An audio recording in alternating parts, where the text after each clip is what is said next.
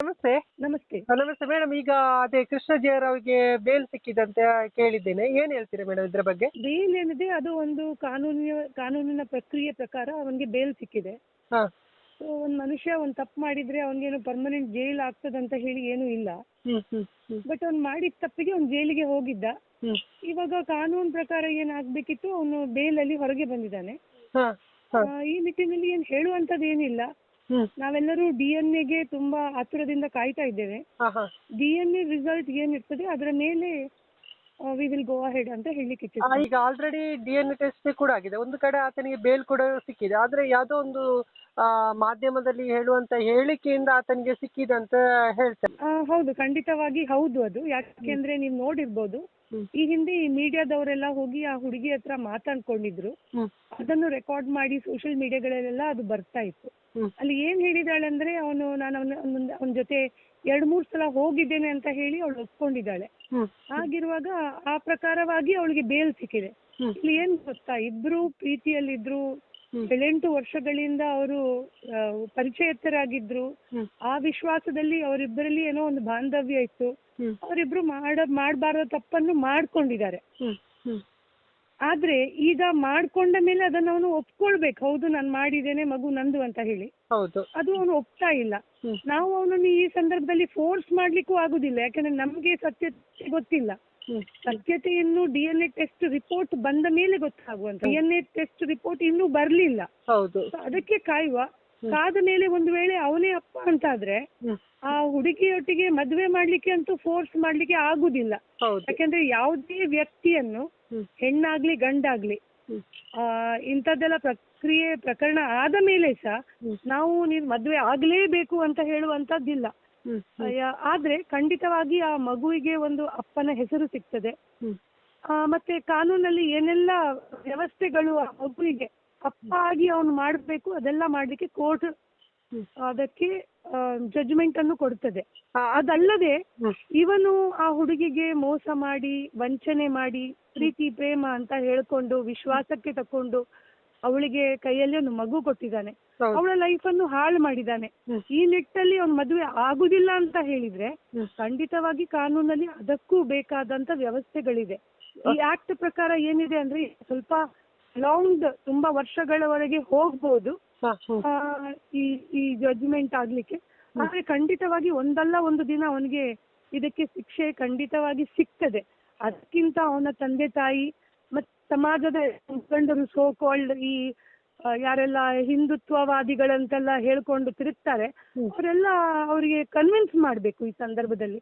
ಒಂದು ವೇಳೆ report positive ಬಂದ್ರೆ, ಪಾಸಿಟಿವ್ ಬರ್ಲಿಲ್ಲ ಅಂತಂದ್ರೆ ನಾವು ಯಾರಿಗೂ ಫೋರ್ಸ್ ಮಾಡುವಾಗಿಲ್ಲ.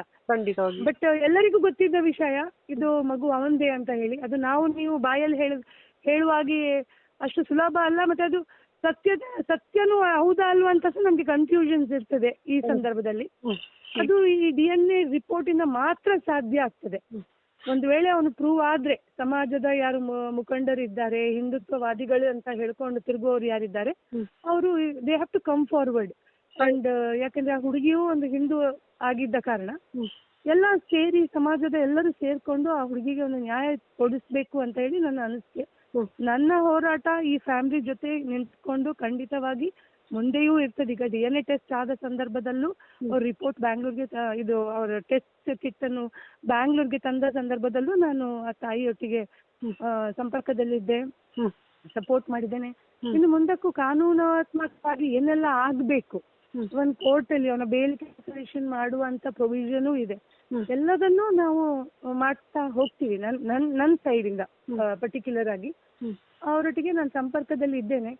ಹುಡುಗಿ ತೊಂದರೆ ಇಲ್ಲ, ಅವಳು ಎಜುಕೇಟೆಡ್ ಆಗಿದ್ದಾಳೆ. ನಾನು ಯಾವಾಗ್ಲೂ ಅವಳಿಗೆ ಹೇಳಲಿಕ್ಕಿದೆ, ಯಾರನ್ನು ಫೋರ್ಸ್ಫುಲ್ ಆಗಿ ನಾವು ಮದುವೆ ಆಗ್ಲಿಕ್ಕೆ ಆಗುದಿಲ್ಲ. ಯಾಕಂದ್ರೆ ಫೋರ್ಸ್ಫುಲ್ ಆಗಿ ಆಗುವಂತ ಮದುವೆ ಏನಿದೆ ಅದು ಜಾಸ್ತಿ ದಿನ ಬರುವುದೂ ಇಲ್ಲ. ಅವಳ ಲೈಫ್ ಬಗ್ಗೆ ಏನು ದೊಡ್ಡ ಚಿಂತನೆ ಮಾಡುವಂತದ್ದು ಏನೂ ಇಲ್ಲ. ಯಾಕೆಂದ್ರೆ ಅವಳು ಕಲ್ತಿದ್ದಾಳೆ, ಅವಳಿಗೆ ಇವತ್ತೆಲ್ಲ ನಾಳೆ ಎಲ್ಲಾದ್ರೂ ಒಳ್ಳೆ ಕೆಲಸ ಸಿಗ್ತದೆ, ಭರವಸೆ ಇದೆ. ಬಟ್ ಈ ಮಗು ಅವನಿಗೊಂದು ಅವನ ಬರ್ತ್ ಸರ್ಟಿಫಿಕೇಟ್ ಅಲ್ಲಿ ಅಪ್ಪ ಯಾರು ಅಂತ ಹೇಳಿ ಅವ್ನು ಮೆನ್ಷನ್ ಆಗ್ಬೇಕು. ಅಪ್ಪ ಇಲ್ಲ ಅಂತ ಹೇಳುವಂತ ಒಂದು ಕೊರಗಿರ್ಬಾರ್ದು. ಅದಕ್ಕಾಗಿ ಆ ಮಗುವಿಗಾಗಿ ನಾವು ಖಂಡಿತವಾಗಿ ಲಾಸ್ಟ್ ವರೆಗೆ ಎಷ್ಟು ಸಾಧ್ಯ ಇದೆ ನಾವು ಆ ಫ್ಯಾಮಿಲಿಗೆ 100% ಸಪೋರ್ಟ್ ಮಾಡ್ತೇವೆ ಅಂತ ಹೇಳಲಿಕ್ಕೆ ನಾನು ಇಚ್ಛಿಸ್ತೇನೆ. ಮತ್ತೆ ಈ ಪ್ರಕರಣ ಏನಿದೆ, ಈ ಮಗು ಇದು ಮತ್ತೆ ಆ ಹುಡುಗಿದು ಆ ಹುಡುಗಂದು, ಇದು ಸಮಾಜದಲ್ಲಿ ಇಂಥ ಘಟನೆಗಳು ಮತ್ತೆ ಆಗಬಾರ್ದು. ಇದು ಒಂದು ಒಳ್ಳೆ ಎಕ್ಸಾಂಪಲ್ ಆಗಿ ಒಂದು ಒಳ್ಳೆ ರೀತಿಯಲ್ಲಿ ಇದು ಅಂತ್ಯಗೊಳ್ಬೇಕು. ಜನರಿಗೂ ಸಮಾಜದಲ್ಲಿ ಇದರಿಂದ ಒಂದು ಒಂದು ಲೆಸನ್ ಸಿಗ್ಬೇಕು. ಅಂದ್ರೆ ನಾವು ಈ ರೀತಿ ಮಾಡಿದ್ರೆ ಈ ರೀತಿ ಆಗ್ತದೆ, ಅದಕ್ಕೆ ನಾವು ಜಾಗೃತಿಯಲ್ಲಿ ಇರ್ಬೇಕು. ಇವಾಗ ಈ ಹುಡುಗ ಹುಡುಗಿಯರು ಯಾರಿದ್ದಾರೆ ಕಾಲೇಜಿಗೆ ಹೋಗುವಂತವರು ಎಲ್ಲ ರಿಲೇಶನ್ಶಿಪ್ಸ್ ಗಳನ್ನು ಎಲ್ಲ ತುಂಬಾ ಲೈಟ್ಲಿ ತಗೊಳ್ತಾರೆ. ಏನು ಮಾಡಿದ್ರೆ ಆಗ್ತದೆ, ಏನು ಮಾಡಿದ್ರೆ ನಡೀತದೆ ಅಂತ ಹೇಳುವ ಮನಸ್ಥಿತಿಯಲ್ಲಿ ಅವರು ಇದ್ದಾರೆ. This should be an example ಉಳಿದವರಿಗೂ. ಈ ರೀತಿ ನಾವು ಮಾಡಿದ್ರೆ, ನಾವು ಸಮಾಜದಲ್ಲಿ ಈ ರೀತಿ ಬಿಹೇವ್ ಮಾಡಿದ್ರೆ ಈ ರೀತಿ ಪನಿಷ್ಮೆಂಟ್ ಆಗ್ತದೆ ಅನ್ನೋದು ಒಂದು ಎಕ್ಸಾಂಪಲ್ ಈ ಪ್ರಕರಣ ಏನಿದೆ. ಹಾಗಾಗಿ ನಾವೆಲ್ಲರೂ, ನೀವು ನಮ್ಗೆ ಸಪೋರ್ಟ್ ಮಾಡಿ, ಎಲ್ಲರೂ. ಆತನ ಮೇಲೆ ಅತ್ಯಾಚಾರ ಕೇಸ್ ದಾಖಲಾಗುತ್ತಾ ಇಲ್ವ? ಆ ಹುಡುಗ ಸರಿ ಇದ್ದಾನೆ ಅಂತ ಹೇಳಿ ಜಡ್ಜ್ಮೆಂಟ್ ಏನು ಬರ್ಲಿಲ್ಲ. This is just one part of the judgment. ಯಾಕಂದ್ರೆ ಯಾರೇ ಇವನ್ ಮರ್ಡರ್ ಮಾಡಿದವರು ಒಳಗೆ ಹೋದವರು ಬೇಲ್ ಮೇಲೆ ಮತ್ತೆ ಸ್ವಲ್ಪ ದಿನದ ಮೇಲೆ ಹೊರಗೆ ಬರ್ತಾರೆ. ಮತ್ತೆ ವಿಚಾರಣೆಗಳು ನಡೀತಾ ಇರ್ತದೆ ಕೋರ್ಟ್ ಅಲ್ಲಿ. ಅದ್ರ ನಂತರ ಒಂದು ದಿನ ತೀರ್ಪು ಬರ್ತದೆ. ಅದಕ್ಕೆ ಅದು ಸ್ವಲ್ಪ ಟೈಮ್ ತಗೊಳ್ತದೆ. So it's just a matter of time. ನಾವೆಲ್ಲ ಸ್ವಲ್ಪ ಪೇಷನ್ಸ್ ಆಗಿರ್ಬೇಕು. ಹೌದು. ಬಟ್ ನಮ್ಮ ಹೋರಾಟವನ್ನು ನಾವು ನಿರಂತರವಾಗಿ ಜೀವ ಇಡಬೇಕು. ಹೌದು. ಯಾಕೆಂದ್ರೆ ಈ ಸಂದರ್ಭದಲ್ಲಿ ಇವನ್ ಅವರ ಫ್ಯಾಮಿಲಿ ಅವರು ಸ್ವಲ್ಪ ಹುಡುಗಿ ಕಡೆಯವರು ಸ್ವಲ್ಪ ಹೆದರಿ ಹೋಗ್ತಾರೆ. ಅಂದ್ರೆ ಅವ್ನು ಹೊರಗೆ ಬಂದ ಅಥವಾ ಇನ್ನು ಏನಾಗ್ತದೆ ಏನೋ, ನಮ್ಗೆ ಯಾರು ನಮ್ಮದೆಲ್ಲ ಕೈ ಬಿಡ್ತಾರೆ ಏನೋ, ಆ ರೀತಿ ಎಲ್ಲ ಆಲೋಚನೆಗಳು ಅವ್ರಿಗೆ ಇರ್ತದೆ. ಅಂತ ಹೆದರುವಂತದ್ದೇನಿಲ್ಲ. ಕಾನೂನಲ್ಲಿ ಹೆಣ್ಣು ಮಕ್ಕಳಿಗೆ ಬೇಕಾದಷ್ಟು ಕಾನೂನುಗಳಿದೆ. ಅದ್ರ ಜೊತೆಗೆ ಅದಕ್ಕೆ ತಂದೆ ತಾಯಿ ಒಂದು ಪ್ರೀತಿ ಸಿಗ್ಬೇಕಂತ ನನ್ನ ಹತ್ರ ಮಾತಾಡೋಕೆ ಹೇಳಿದ್ರು. ಏನ್ ಹೇಳ್ತೀರಾ? ನೋಡಿ, ಅದು ಲೇಟರ್ ಪಾರ್ಟ್ ಮಾತಾಡುವಂಥದ್ದು. ಯಾಕೆಂದ್ರೆ ಈಗ first of all DNA report ಬರ್ಬೇಕು. ಖಂಡಿತ. ಈಗ ನಾವು ಅವನನ್ನು ಒತ್ತಾಯ ಮಾಡ್ಲಿಕ್ಕೆ ಆಗುದಿಲ್ಲ, ಮದ್ವೆ ಆಗು, ಈಗ್ಲೇ ಮದ್ವೆ ಆಗು ಅಂತ ಹೇಳಿ. ಹೌದು. DNA ರಿಪೋರ್ಟ್ ಬರದೆ, ಸತ್ಯತೆ ನಮ್ಮ ಕೈಗೆ ಸಿಗದೆ ನಾವ್ ಯಾರನ್ನು ಫೋರ್ಸ್ ಮಾಡುವಾಗಿಲ್ಲ. ಅದೆಲ್ಲ ಲೇಟರ್ ಪಾರ್ಟ್ ಅಲ್ಲಿ ಬರುವಂತದ್ದು. ಒಂದು ವೇಳೆ ಅವನೇ ಅಪ್ಪ ಅಂತ ಆದ್ರೆ ಖಂಡಿತವಾಗಿ ನಾವು ಅವನನ್ನು ಕನ್ವಿನ್ಸ್ ಮಾಡ್ಲಿಕ್ಕೆ ನೋಡ್ತೇವೆ. ಸಮಾಜದಲ್ಲಿ ತುಂಬಾ ಜನ ಇದ್ದಾರೆ ಅವನನ್ನು ಕನ್ವಿನ್ಸ್. ಸೊ ಎಲ್ಲರೂ ಒಟ್ಟು ಸೇರುವಾಗ, ಇವನ್ ಅವನ ಅಪ್ಪ ಅಮ್ಮ ಫೈನಲಿ ಅವರು ಮನುಷ್ಯರೇ, ಅವ್ರ ಮನೆಯಲ್ಲಿ ಒಂದು ಹೆಣ್ಣು ಮಗಳಿದ್ದಾಳೆ. ಹೌದು. ಮೇ ಬಿ ಅವರು ಕರಗ್ಬೋದು, ಅವ್ರು ಕರಗುದಿಲ್ಲ. ನಾವು ಜನರನ್ನು ಫೇಸ್ ಮಾಡ್ತೇವೆ, ಸೊಸೈಟಿಯನ್ನು ಫೇಸ್ ಮಾಡ್ತೇವೆ, ನಾವು ಹೀಗೆ ಇರುವುದಂತಾದ್ರೆ ಅದಕ್ಕೂ ಬೇರೆ ರೀತಿಯಾದ ಒಂದು ಚೌಕಟ್ಟಿದೆ ನಮ್ಮ ಸಮಾಜದಲ್ಲಿ. ಖಂಡಿತ. ಅದು ಲಾಸ್ಟ್ಗೆ ಇರುವಂತದ್ದು. ಸೊ ಈಗಲೇ ನಾವು ಈ ರೀತಿ ಆ ರೀತಿ ಅಂತ ಹೇಳ್ಕೊಳ್ಳಿಕ್ಕೆ ಆಗುದಿಲ್ಲ. We have to wait. Finally ನಮ್ದೆಲ್ಲ ಏನಂದ್ರೆ, ನಮ್ಗೆ ಜಗಳ, ಗಲಾಟೆ, ತಕರಾರು ಎಲ್ಲ ಯಾವುದೂ ಬೇಡ. ಆ ಹುಡುಗ ಒಪ್ಕೊಂಡು ಆ ಹುಡುಗಿಗೆ ಮದುವೆ ಆಗಿ, ಅವಳಿಗೆ ಒಂದು ಗಂಡನಾಗಿ, ಆ ಮಗುವಿಗೆ ಒಂದು ತಂದೆ ಆಗಿ ಈ ಸಮಾಜದಲ್ಲಿ ಒಳ್ಳೆ ರೀತಿಯಲ್ಲಿ ಅವಳು ಬಾಳ್ಲಿ ಅಂತ ಹೇಳುವ ಆಸೆ ನಮ್ದಷ್ಟೇ.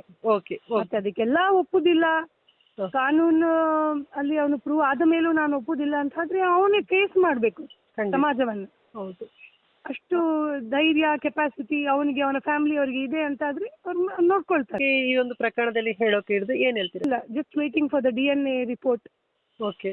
ಅದ್ರ ನಂತರ ನಾವು ಕೊನೆಯದಾಗಿ ಹೇಳ್ಬೇಕು. ಇವಾಗ ಇದು ಆರಂಭ ಆಗಿದಷ್ಟೇ. ಆ ಹುಡುಗ ಜೈಲಿಂದ ಹೊರಗೆ ಬಂದಿದ್ದಾನೆ. ಇದು ಈ ಕೇಸಿಗೆ ಒಂದು ಆರಂಭ ಅಂತ ಹೇಳಲಿಕ್ಕೆ ನಾನು ಇಚ್ಛಿಸ್ತೇನೆ. ಈ ಆರಂಭ ಏನಿದೆ ಅದು ಒಳ್ಳೆ ರೀತಿಯಲ್ಲಿ ಆಗ್ಲಿ ಅನ್ನುವ ಆಶೆ ನಮ್ಗೆಲ್ಲರಿಗೂ.